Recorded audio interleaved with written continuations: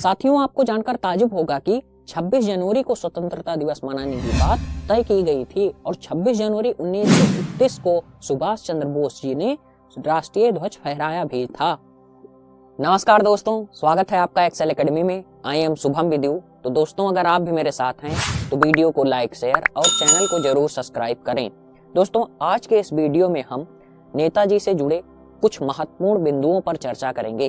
तो यहाँ पर हम सबसे पहले अगर बात को जानने की कोशिश करें, अर्थात चर्चा के मुख्य आधार कौन कौन से होंगे, तो उसमें सबसे पहला आधार होगा कि नेताजी ने जो वर्तमान की राजनीति थी उसमें कैसे बदलाव किया, और दूसरी बात, वह कौन सी घटना इस प्रकार घटित होती है कि नेताजी उससे इतना ज्यादा विचलित हो जाते हैं कि वे बहुत ज्यादा फूट फूट कर रोने लगते हैं। उस घटना के बारे में जानेंगे। और तीसरी बात, टॉम कैट केस कौन था उसके बारे में जानेंगे, जिसके बारे में उन्होंने अपने घर पर एक पत्र लिख करके बताया था, उसकी सच्चाई के बारे में जानेंगे। और अपना सबसे महत्वपूर्ण टॉपिक जो चौथा नंबर है वो होगा कि 26 जनवरी को स्वतंत्रता की बात क्यों तय हुई, कब तय हुई और कैसे तय हुई, इसे जानेंगे, जो कि हमारे और आपके लिए काफी ज्यादा इंपॉर्टेंट है। तो चलिए शुरू करते हैं। तो दोस्तों, यहाँ पर बताया गया कि 1923 में कांग्रेस युवा मोर्चा के राष्ट्रीय अध्यक्ष बनते हैं सुभाष चंद्र बोस जी, और इस दौरान उनकी जो आयु होती है वह मात्र 26 वर्ष होती है। तो 26 वर्ष की आयु में उन्होंने एक बहुत बड़ी कमान संभाली। अब इसके बाद यहाँ पर जो दौर होता है, अगर मैं जल्दी से आपको बताने की कोशिश करूं, तो 1922 में क्या होता है, असहयोग आंदोलन को 12 फरवरी 1922 को असहयोग आंदोलन गांधी जी वापस लेते हैं, जिसके वजह से उनको गिरफ्तार किया जाता है और 6 वर्ष की सजा होती है। लेकिन 1924 में उनको छोड़ दिया जाता है स्वास्थ्य खराब होने के चलते। ये सभी बातें मैंने आपको पिछले लेक्चर में बता दी है। अगर आपने नहीं देखा तो आपको जरूर देखना चाहिए। इसके बाद जब राजनीति में शून्य की स्थिति आ जाती है, तब यहाँ पर स्वराज पार्टी का गठन होता है। और ये सभी पहले भी जो 1919 का एक्ट आया था, वहां पर ये सभी चाहते थे कि चुनाव लड़ा जाए। तो यही बात थी, और इसके बाद ये सभी चुनाव लड़ते हैं। और यहाँ पर क्या होता है कि अब जो सीआर दास हैं वे क्या बनते हैं, कोलकाता के महापौर, जिसे मेयर कहा जाता है। और 1924 का यह दौर होता है। तो यहाँ तक की बातें हमने समझ ली। अब आगे अगर हम समझने की कोशिश करें तो यहाँ पर क्या बात बताई गई कि सुभाष चंद्र बोस को क्या बनाते हैं, अपना मुख्य कार्यकारी अधिकारी बनाते हैं। पालिका के सीईओ बन जाते हैं अब सुभाष चंद्र बोस। अब इसके बाद सुभाष चंद्र बोस जब सीईओ बनते हैं, तब वहां पर जो वर्तमान राजनीति थी उसको पूरा बदल देते हैं। उसकी जो संरचना रहती है उसको पूरा बदल देते हैं। जो परंपरागत तरीके से कार्य विधि थी उसमें परिवर्तन कर देते हैं। और इसके बाद यहाँ सबसे बड़ा बदलाव इस तौर पर करते हैं कि जो रास्ते के नाम अंग्रेजी में हुआ करते थे उनको बदलकर भारतीय नाम कर दिया। तो यहाँ पर इन्होंने इस तरीके से परिवर्तन करना शुरू किया। और इसके साथ साथ महापालिका में नौकरी किस व्यक्ति को मिलने लगी, उन व्यक्ति को मिलने लगी जिनके परिवार का कोई सदस्य स्वतंत्रता संग्राम में अपने प्राणों की आहुत दिया हुआ है। जिस व्यक्ति ने अपने प्राण न्यौछावर किए हैं, उस व्यक्ति के किसी सदस्य को महापालिका में नौकरी मिलने लगी। तो इस तरीके से इन्होंने एक तरीके से लोगों को जोड़ना स्टार्ट किया। और जो लोग, ऐसा ना लगे कि जो लोग हमारे शहीद हो गए हैं उनके प्रति कुछ भी व्यक्त नहीं किया जा रहा है। तो यह भी एक तरीके से आप बोस साहब की रणनीति समझ सकते हैं।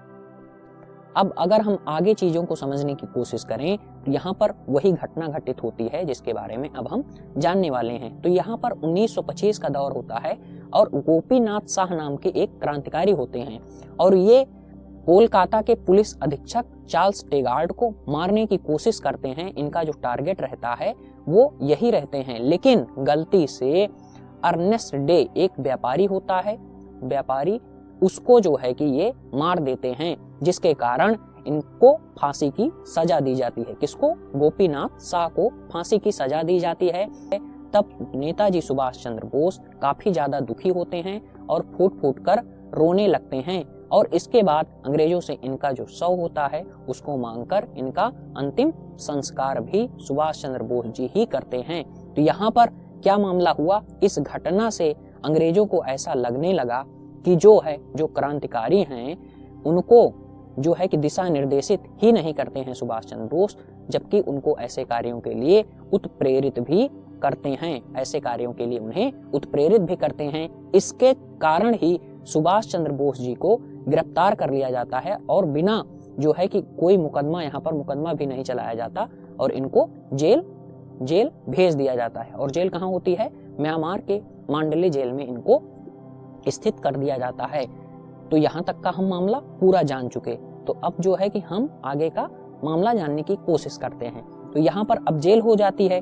तो यही इसीलिए मैं पूरी जो कहानी है उसको एक लाइन में बताने की कोशिश कर रहा हूँ। अब यहाँ पर जो है कि एक मामला आता है टॉम कैट केस, इसके बारे में हम जानने की कोशिश करते हैं।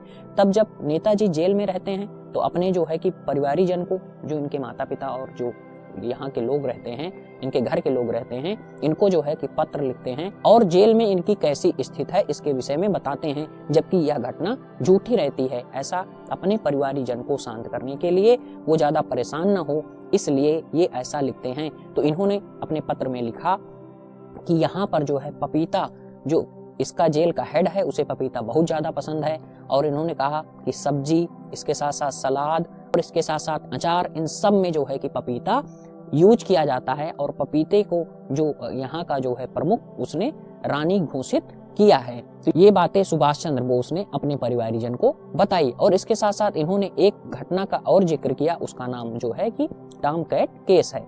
तो ये कोई मैं अपनी कहानी नहीं बता रहा हूँ, इसको मैंने TV9 हिंदी में, हिंदी जो एक वेबसाइट है वहां पर पढ़ा था, इनके पत्र वाली, वही बता रहा हूँ और काफी रोचक कहानी है, इसलिए मैं आपको बता भी रहा हूँ। और बोस साहब ने बताया कि यहाँ पर बिल्लियों की एक फौज रहती थी और एक बार इन सबको जो है कि पकड़ा गया और पकड़ करके कहीं दूर भेज दिया गया, लेकिन इसमें से कुछ फिर वापस आ जाती हैं, जिनकी संख्या इन्होंने 3 बताया। अब 3 बताया और इन्होंने कहा कि यहाँ पर एक कबूतर भी था, कबूतर था और इनको जो है कि ये बिल्ली जो है कबूतर को मार डालती है, जिसके कारण इन बिल्लियों पर केस चलाया जाता है और इनको कठोर दंड देने की बात कही जाती है। तो यहाँ पर क्या होता है, फिर इन्होंने आगे लिखा कि वैष्णव भावना के चलते इन बिल्लियों को छोड़ दिया जाता है। तो आशा करता हूँ यह जानकारी आपको काफी रोचक लगी होगी। अब इसके बाद यहाँ पर एक घटना और घटित होती है। इनकी हालत जो है कि जेल में काफी ज्यादा खराब हो जाती है और यहाँ तक कि इनको टीबी भी हो जाता है और इसके होने के बावजूद भी अंग्रेज इनको छोड़ते नहीं हैं, रिहा नहीं करते और स्थिति इतना ज्यादा खराब हो जाती है कि इनको लगने लगा कि बोस साहब कहीं जेल में ही खत्म ना हो जाएं। और यहाँ पर अंग्रेजों को यह डर सताने लगा कि अगर बोस यहाँ पर खत्म होते हैं तब हमारे लिए बहुत ज्यादा समस्या पैदा हो जाएगी। जब इनकी स्थिति बहुत ज्यादा खराब हो जाती है तब इनको छोड़ा जाता है और फिर ये अपने इलाज के लिए डलहौजी चले जाते हैं। तो यहाँ तक का पूरा मामला हमने देख लिया। अब यहाँ पर एक प्रमुख बात यह आती है कि साइमन कमीशन क्या आता है, भारत आता है और इसका जो है कि सभी लोग बहिष्कार करते हैं, कांग्रेस सहित। और आपने देखा ही होगा कि लाला लाजपत राय इसका जो है कि बहिष्कार कर रहे थे, जिसके कारण उनके ऊपर लाठी बरसाई जाती है और ऐसा बताया जाता है कि जब लाठी की वजह से बहुत ज्यादा चोटिल हो जाते हैं तब जो है कि उनकी मृत्यु भी हो जाती है। तो यहाँ तक का मामला हम जान लिए। अब इसके बाद क्या होता है कि अब यहाँ पर नेहरू रिपोर्ट की बात की जाती है कि हमें अपने तरीके से संविधान बनाने दिया जाए और इसके अध्यक्ष मोतीलाल नेहरू होते हैं और इसके एक सदस्य सुभाष चंद्र बोस जी होते हैं। अब क्या होता है कि 1928 में कोलकाता में वार्षिक अधिवेशन होता है कांग्रेस का, वार्षिक अधिवेशन कांग्रेस का होता है और इसकी अध्यक्षता मोतीलाल नेहरू करते हैं और यहीं पर सुभाष चंद्र बोस अपना जो है कि इनको एक सैन्य तरीके से सलामी भी देते हैं। अब इसके बाद 1930 का जब दौर आता है तब हम यहाँ पर चीजों को समझने की कोशिश करें। अगर यहाँ पर बात की जाए तो यहाँ पर क्या था कि नेहरू और बोस ये जो है कि पूर्ण स्वराज की मांग कर रहे थे, लेकिन गांधी जी पूर्ण स्वराज की बात से सहमत नहीं थे। तो उन्होंने डोमिनियन स्टेटस की बात की और इन सभी ने यह स्वीकार किया कि चलिए ठीक है, हम इनको 1 वर्ष का समय देते हैं डोमिनियन स्टेटस को देने के लिए। अगर इन्होंने यह मांग पूरी नहीं की तो उसके बाद हम सभी पूर्ण स्वराज की बात करने लगेंगे, पूर्ण स्वराज की मांग उठाएंगे। लेकिन सरकार ने ऐसा नहीं किया, इनकी दोनों बातें स्वीकार नहीं की गई। अब इसके बाद जब 1930 का लाहौर का कांग्रेस अधिवेशन, वार्षिक अधिवेशन होता है, जिसकी अध्यक्षता जवाहरलाल नेहरू करते हैं, तब यहाँ पर तय किया गया कि अब 26 जनवरी को स्वतंत्रता दिवस मनाने की बात को यहाँ पर तय किया गया। कहाँ पर तय किया गया, ये सबसे महत्वपूर्ण है। ये होता है लाहौर सेशन, लाहौर का जो अधिवेशन होता है 1930 होता है और उसकी अध्यक्षता जवाहरलाल नेहरू करते हैं। तो ये सभी बातें बहुत ज्यादा इंपॉर्टेंट हैं परीक्षा को लेकर के। तो इन बातों को हमने देख लिया। अब यहाँ पर 26 जनवरी 1931 को कोलकाता में राष्ट्र ध्वज जो हमारा तिरंगा है उसे जो है कि फहरा रहे थे बोस, और एक बहुत बड़े मोर्चे का नेतृत्व भी कर रहे थे।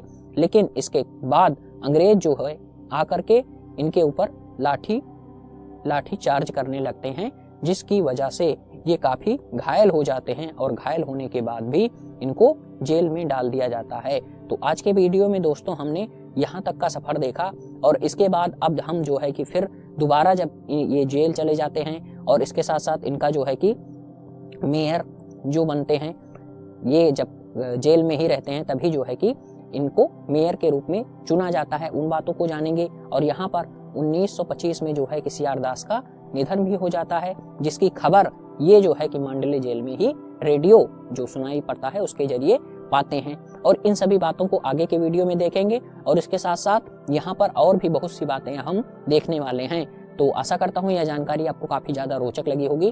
तो वीडियो को लाइक शेयर जरूर करें और चैनल को पहली बार अगर आए हैं तो सब्सक्राइब भी जरूर करें। हम मिलते हैं किसी नेक्स्ट वीडियो में। आप सभी लोगों का बहुत बहुत धन्यवाद।